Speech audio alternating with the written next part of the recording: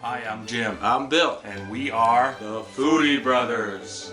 Today we are doing some pan-seared scallops. And I hope you like them. Yes, because one of my favorites. Let's eat. Hello from the Foodie Brothers kitchen. Today we are doing some sea scallops seared. These scallops I actually found today while I was down at Long Beach Island. I stopped by a local fishing pier and asked the guy what they had coming off the boat, and actually they were harvesting these today. So these were basically in the ocean yesterday. So that's as fresh as you can get. Yes, as you can see, they're nice and glistening. They are nice and shiny. That's what you want. And if you smell them, Let me smell those. basically they smell like salt water. So there's no iodine smell, preservative going into those No, scallops. if they smell like fish, it's definitely not a dish. Tell us a little bit about the difference between dry and wet scallops, because I know that's a question I have. Dry aged scallops are what restaurants use. Dry, not aged. I mean, not aged. That's That our was the steak. Just dry. Dry scallops are what the restaurants use, okay? When you go to your fishmonger, make sure you ask for dry scallops, because there's two kinds. There's dry and there's wet. The wet ones are basically in a salt brine solution, which basically preserves them for like a couple of weeks. These have to be consumed within days. Also adding a ton of weight, which you have to burn off. You're unable to sear it, so no matter how high you get your flame, you're not going to be able to sear them. So why don't we go ahead and throw some of these in the pan, and we'll sear them up in a second. Okay, the first step is to season. So we take some kosher salt, put a decent amount of kosher salt on them, and some nice cracked black pepper. The old pepper and salt trick. Okay, now this pan over here has been heating for a couple of minutes on medium-high flame. You want it rather hot. You're going to just add a little bit of EVOO, a little extra virgin olive oil. Okay. Beautiful. I think you wrote my initials in there. You're going to get that going a little bit.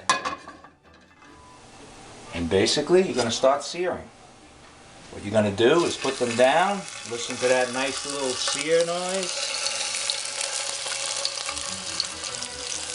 Oh, that smells good already.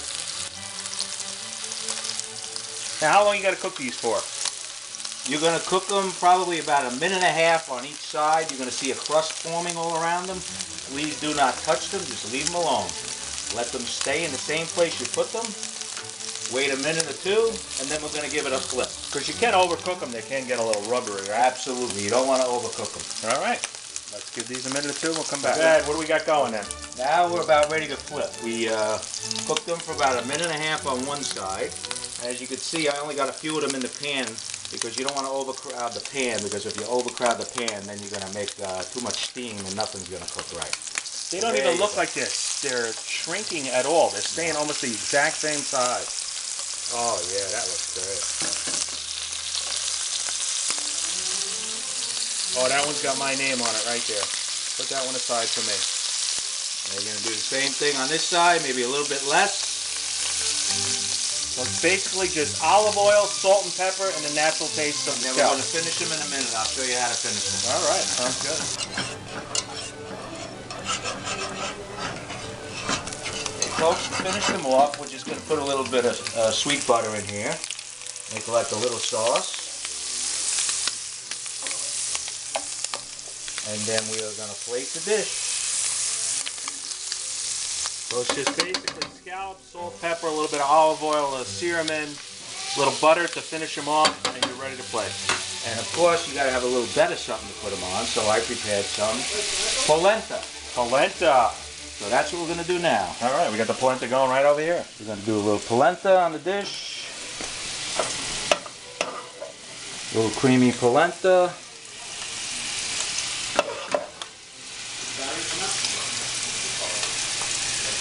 And now we're going to plate the dish.